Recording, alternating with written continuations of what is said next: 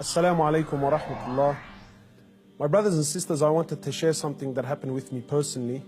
Not too long ago, I went to visit a friend of mine whose mother was dying of cancer. She had been battling cancer for about 5 years, and news came to me that she was on her last days. So I went to visit the brother, and as I sat down with him, he was explaining to me that his mother is going through that state of sakarat al-maut, conscious and unconscious, and that the cancer was really starting to spread all over. So as I sat with this friend of mine and we were talking, his eyes teared up. So I assumed that because his mother's dying, and so I tried to comfort him, and I said to him, look, you know, this is natural in life. And he said to me, I'm not crying because she's leaving. And of course I am upset, but that's not why I'm crying. I said, then why are you upset? He said, I'm upset because all my life I've never thanked my mother for what she's done.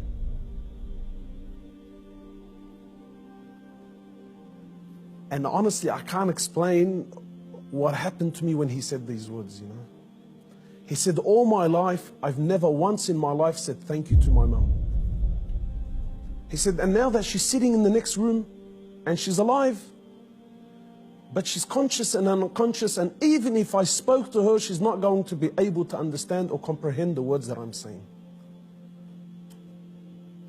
And wallahi, my brothers and sisters, this really affected me. That all his life, you know, all of our lives, for those of us who are fortunate enough that their mothers are still around, you know. My mum has been there all my life, never failed me once, and never once have I ever come to her and just said thank you. And not one of those thank yous with some flowers, and that's a good thank you, but those really deep thank yous. You know, that thank you that if she left me now, I've told her and I've thanked her from the depths of my heart.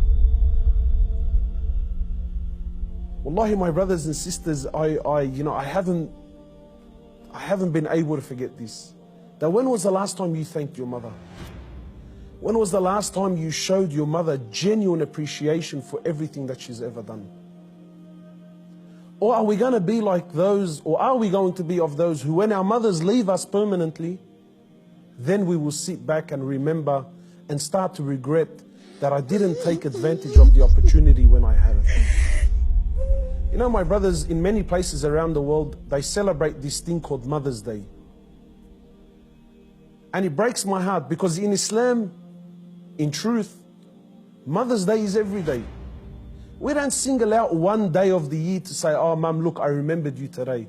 But rather, we're ordered by Allah and His Prophet, more or less, to remember our mothers on a daily basis. A man came to the Prophet of Allah and he says to him, O Prophet of Allah, and many of us get this hadith wrong. He says, O Prophet of Allah, who is most deserving of my kind treatment? He says to him, your mother.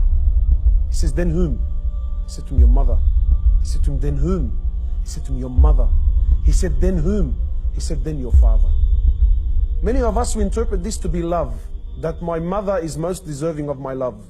No, the person that is most deserving of your kind treatment, of your money, of your health, of everything that you possess, the person that is most deserving of this more than anyone, above all, is your mother, then your mother, then your mother, and then your father. My brothers and sisters, in short, many of us, we still have our mothers. Wallahi, do not be of the losers who wait until our mothers leave us permanently, only then to wish and to regret and say, you know, I wish I can go back and thank my mother. If your mother is still around, you know, run. By Allah, run to her and thank her for everything that she's done. We ask Allah subhanahu wa ta'ala to make us of those who have the best relationship with their mothers, and we ask Allah subhanahu wa ta'ala to give them Jannah.